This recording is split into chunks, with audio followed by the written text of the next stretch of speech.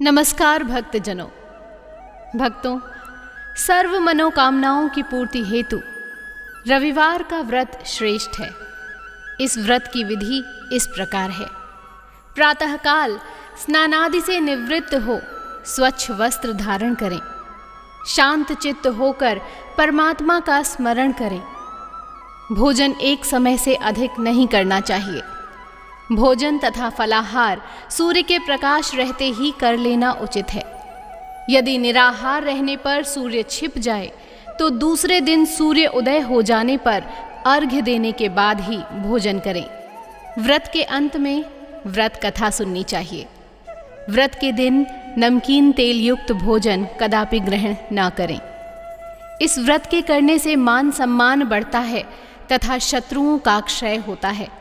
आँख की पीड़ा के अतिरिक्त अन्य सभी पीड़ाएं दूर हो जाती हैं। आइए श्रवण करते हैं रविवार व्रत की कथा का।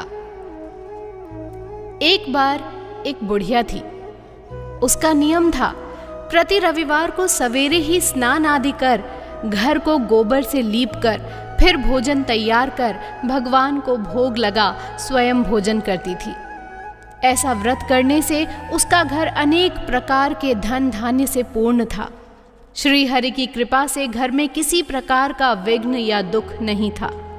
इस तरह कुछ दिन बीत जाने पर उसकी एक पड़ोसन, जिसकी गौ का गोबर वह बुढ़िया लाया करती थी, विचार करने लगी कि यह वृद्धा सर्वदा मेरी गौ का गोबर ले जाती है, इसलिए अपनी गौ को घर के भीतर बांधने लग गई।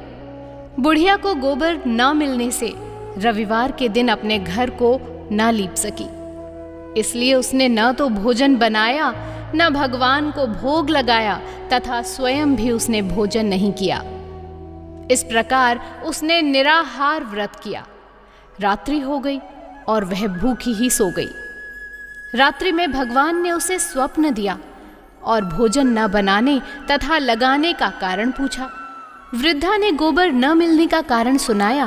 तब भगवान ने कहा कि माता, तुमको ऐसी गौ देते हैं जिससे सभी इच्छाएं पूर्ण होती हैं, क्योंकि तुम हमेशा रविवार को गौ के गोबर से लीप कर भोजन बनाकर मेरा भोग लगाकर खुद भोजन करती हो। इससे मैं खुश होकर तुमको वरदान देता हूँ। निर्धन को धन और बांझ स्त्रियों को पुत्र देकर दुखों को दूर करता हूँ तथा अंत समय में मोक्ष देता हूँ। स्वप्न में ऐसा वरदान देकर भगवान तो अंतर ध्यान हो गए और वृद्धा की आंख खुली तो वह देखती है कि आंगन में एक अति सुंदर गौ और बछड़ा बंधे हुए हैं। वह गाय और बछड़े को देखकर अति प्रसन्न हुई और उसको घर के बाहर बांध दिया और वहीं खाने को चारा डाल दिया। जब उसकी पड़ोसन बुढ़िया ने घर के बाहर एक अति सुंदर गौ और बछड़े को देखा तो द्वेष के कारण उसका हृदय जल उठा और उसने देखा कि गाय ने सोने का गोबर किया है, तो वह उस गाय का गोबर ले गई और अपनी गाय का गोबर उसकी जगह पर रख गई। वह नित्य प्रति ऐसा ही करती रही और सीधी साधी बुढ़िया को इसकी खबर नहीं होने दी।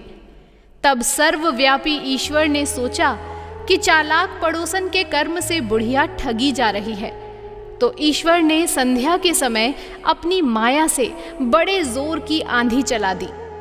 बुढ़िया ने अंधेरी के भय से अपनी गौ को भीतर बांध लिया। प्रातःकाल जब वृद्धा ने देखा कि गौ ने सोने का गोबर दिया है तो उसके आश्चर्य की सीमा न रही और वह प्रतिदिन गौ को घर के भीतर बांधने लगी और उसका सोने का गोबर उठाने का दाव नहीं चलता तो वह ईर्ष्या और डाह से जल उठी और कुछ उपाय न देख पड़ोसन ने उस देश के राजा की सभा में जाकर कहा, महाराज, मेरे पड़ोस में एक वृद्धा के पास एक ऐसी गौ है जो आप जैसे राजाओं के ही योग्य है। वह नित्य सोने का गोबर देती है। आप उस सोने से प्रजा का पालन करिए। वह वृद्धा इतने सोने का क्या करेगी?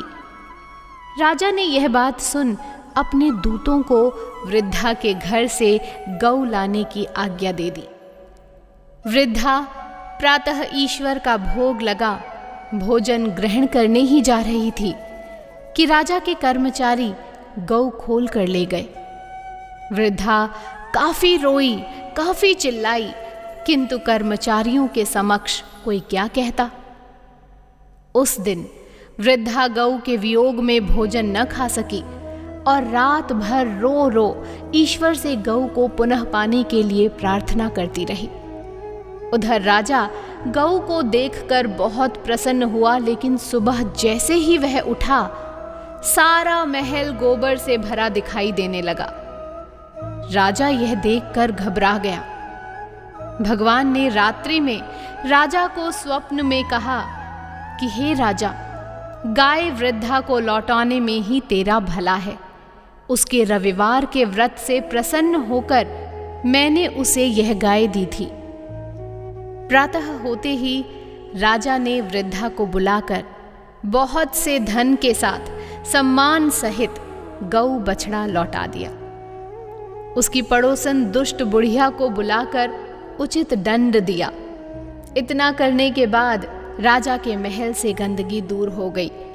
उसी दिन से राजा ने नगरवासियों को आदेश दिया कि राजा की तथा अपनी समस्त मनोकामनाओं की पूर्ति के लिए रविवार का व्रत करें। व्रत करने से नगर के लोग सुखी जीवन व्यतीत करने लगे। कोई भी बीमारी तथा प्रकृति का प्रकोप उस नगर पर नहीं होता था। सारी प्रजा सुख से रहने लगी। तो भक्तजनों, देखा आपने रविवार के व्रत का कितना अधिक लाभ प्राप्त हुआ उस बुढ़िया को और उस नगर के रहने वालों को। आप भी इस व्रत को रविवार के दिन अवश्य करें और इस व्रत की विधि और कथा ज़रूर सुनें।